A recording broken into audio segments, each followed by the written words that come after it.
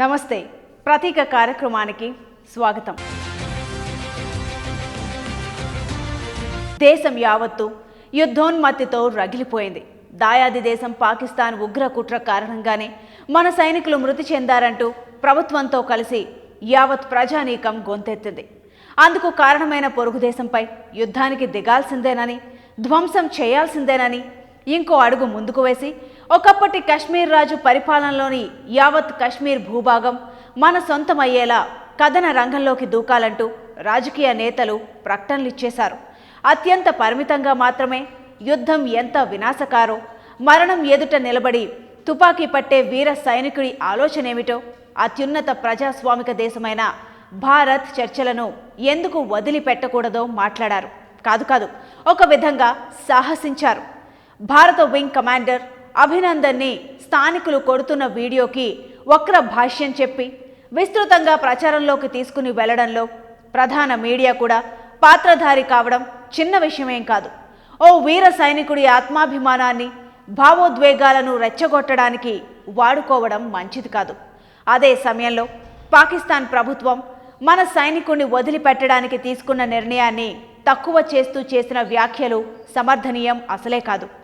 గురువారం జరిగిన ఓ కార్యక్రమంలో ప్రధాని మోదీ ఇది కేవలం ట్రయల్ మాత్రమే, అసలు విషయం ముందుంది అంటూ ఆయన చేసిన వ్యాఖ్యకు సామాజిక మాధ్యమాల్లో, ప్రధాన పత్రికలు, మీడియాలో ఇచ్చిన భాష్యం ఆలోచనారహిత ఉన్మత్త స్థితిని చాటుతుంది అనడంలో సందేహపడాల్సిన అవసరమేమీ నాకు కనిపించడం లేదు. ప్రభుత్వ చర్యలను సమర్థించడమా, వ్యతిరేకించడమా అన్న ప్రశ్నకు తావులేదు. ఉన్నదల్లా యుద్ధం మంచిదేనా, శాంతి చెడ్డదా అన్న ప్రశ్నలే.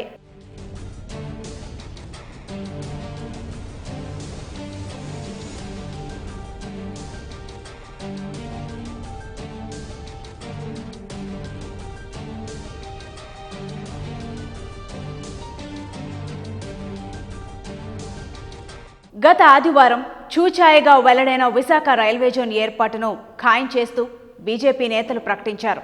సుమారు 7-8 నెలల క్రితమే అనుకుంటాను. రైల్వే జోన్ అంటూ వస్తే ఆదాయాన్ని సంపార్జించే రైల్వే లైన్లను కోల్పోవలసి వస్తుందంటూ నేను రాసిన ఓ కథనం ఇప్పటికీ గుర్తుంది. అనుకున్నట్లుగా వాల్తేరు డివిజన్ను చీల్చేశారు. రాష్ట్ర విభజన అంత అసంబద్ధంగా జరిగిన వాల్తేరు డివిజన్ విభజనలో అత్యంత పురాతన చరిత్ర కలిగిన డివిజన్ కాలగర్భంలో కలిసిపోయింది. గతంలో ఎన్నడూ లేని విధంగా జోన్ ఏర్పాటుతో డివిజన్ మాయమైంది. దీని వెనుక నేరపూరిత కుట్ర ఉందని ఒడిశాలో పట్టు సాధించడానికి బీజేపీ నేతలు పన్నిన పన్నాగమే అంటూ సబ్బం తీవ్రమైన విమర్శలకు దిగారు. పోయేది కేవలం రైల్వే లైన్లు మాత్రమే కాదని, ఈ డివిజన్లో ఉన్న సౌకర్యాలు, ఆస్తులు కూడా విభజన నిష్పత్తిలో ఒడిశాకు ఇవ్వాల్సి ఉంటుందంటూ ఆయన తీవ్ర ఆగ్రహాన్ని వ్యక్తం చేశారు. బీజేపీ నేతలు కక్కలేక మింగాలేక అన్నట్లు లో గొంతుకతో జోన్ ఇవ్వలేదని నిన్నటి వరకు, ఇప్పుడేమో విధి విధానాలు ఖరారు కాకముందే సక్రమంగా లేదంటూ విమర్శలా అంటూ గునుస్తున్నారు. నాడు కాంగ్రెస్, నేడు బీజేపీ పార్టీ ఏదైనా ఫలితం ఒక్కటే. రాష్ట్రానికి మరింత నష్టం చేకూర్చేలా నిర్ణయాలే జరుగుతున్నాయన్న భావన సర్వత్రా కనిపిస్తోంది. మోదీ విశాఖ సభలో ఎలాంటి ప్రకటన చేశారు, ఎలాంటి విమర్శలకు దిగుతారు అన్న ఉత్కంఠకు తెరపడింది.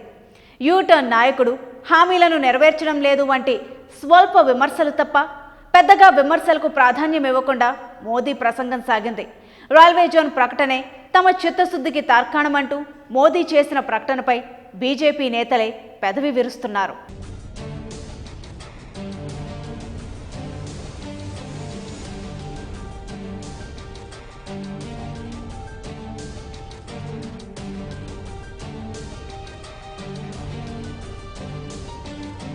గతంలో ఎన్నడూ మాటల్లో నలగని పేరు ఒకటి హఠాత్తుగా రాజకీయ తెరపై మెరిసింది.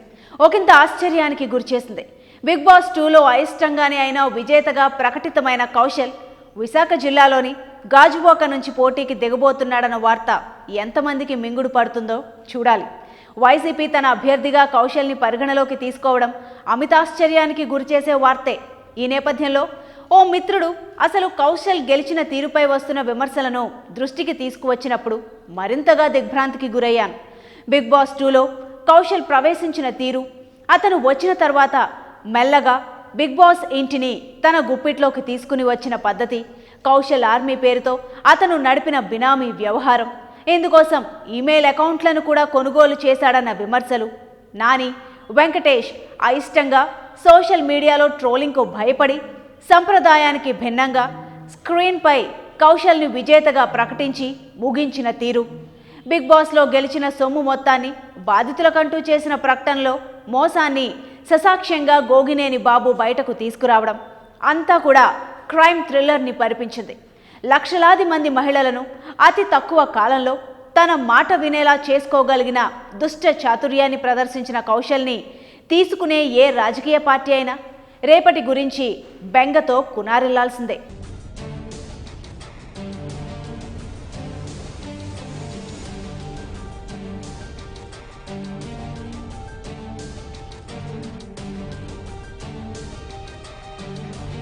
పార్టీలోకి చేర్పులు మార్పులు దాదాపుగా అయిపోయినట్లే అని భావిస్తున్నారు. కొద్దిమంది అసంతృప్త వాదులు మాత్రం మారే అవకాశాలు కనిపిస్తున్నాయి. విశాఖలో దాడి వీరభద్రరావు టీడీపీలోకి చేరడానికి సుముఖంగా ఉన్నప్పటికీ అధినేత సిద్ధంగా లేరు. కొణతాల ఇదిగో అదిగో అని ఊరిస్తూ ఉంటే వెంట పడుతున్నారు. జనాలకు అందుబాటులో ఉండని కొణతాల ఎలా పార్టీకి పనికొస్తాడని అధినేత భావిస్తున్నారో ఆ అప్పన్నకే తెలియాలి. మరోవైపు జనసేన నుంచి పోటీకి సిద్ధపడుతూ వచ్చిన దరఖాస్తుల సంఖ్య చిన్నదేమీ కాదు. వాటిలో అత్యధికులు కొత్తవారే కావడం గమనార్హం. ఎన్నికలంటే కోట్లలో ఖర్చు పెట్టాల్సిన పరిస్థితులు కనిపిస్తున్న వేళ వారు ఏ మేరకు నిలదొక్కుంటారు, వారికి పవన్ ఏ రూపంలో మద్దతుగా నిలబడతారు వంటి సందేహాలు అందరిలోనూ ఉన్నాయి. రాష్ట్ర వ్యాప్తంగా ప్రధాన పోరు టీడీపీ, వైసీపీల మధ్య ఉండబోతోంది. కొద్ది స్థానాల్లో జనసేన ప్రభావశీలకంగా ఉంటుందన్నది మాత్రం నిజం. సర్వేలో కూడా 30 ఏళ్లలోపు వారు మాత్రమే జనసేనాని అంటూ ఊగుతున్నట్లు స్పష్టమవుతోంది. ఆ శాతం కూడా 30-35 మధ్య ఉందన్న విషయాన్ని మార్పు కోసమే అని నినదిస్తున్న నేత గమనించే ఉంటారు.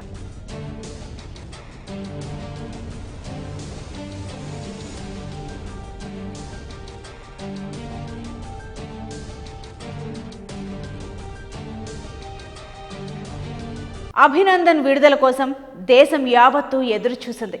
ఆయన సరిహద్దుల్లోకి రాగానే సంబరాలు మిన్నంటాయి వంటి పద ఆడంబరాలతో మీడియా ఊగిపోయింది. భారత ప్రభుత్వం మాత్రం ఇదేమీ పెద్ద విషయం కాదన్నట్లు అభినందన్ని చూపించకుండానే కారులో తరలించింది. వ్యూహాత్మకంగానే బీజేపీ ప్రభుత్వం ఇది చేసిందన్న వార్తల నడుమ పవన్ కళ్యాణ్ చేసిన వ్యాఖ్యలు ఇప్పుడు ప్రాధాన్యాన్ని సంతరించుకున్నాయి. యుద్ధం వస్తుందని నాకు 2 ఏళ్ల క్రితమే తెలుసు అన్న ఆయన మాటలను పాక్ మీడియా అందిపుచ్చుకుంది. లోగుట్టు పెరుమాళ్లకే ఎరుక.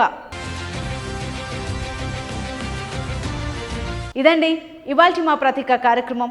మా ప్రతీక కనుక మీకు నచ్చినట్లయితే లైక్ చేయండి, షేర్ చేయండి, .న్యూస్ను సబ్స్క్రైబ్ చేయండి. అలాగే మీకు కూడా ప్రతీక లాంటి ఆర్టికల్స్ రాసే అలవాటుంటే మీ ఆర్టికల్స్ను మా .న్యూస్ PR-కు మెయిల్ చేయండి. నమస్తే. ఈ వీడియో కనుక మీకు నచ్చినట్లయితే లైక్ చేయండి, షేర్ చేయండి, సబ్స్క్రైబ్ చేయండి. అలాగే ఎప్పటికప్పుడు మీకు అప్డేట్స్ తెలియాలి అంటే అక్కడే ఉన్న బెల్ ఐకాన్ను క్లిక్ చేయండి. Please subscribe .news.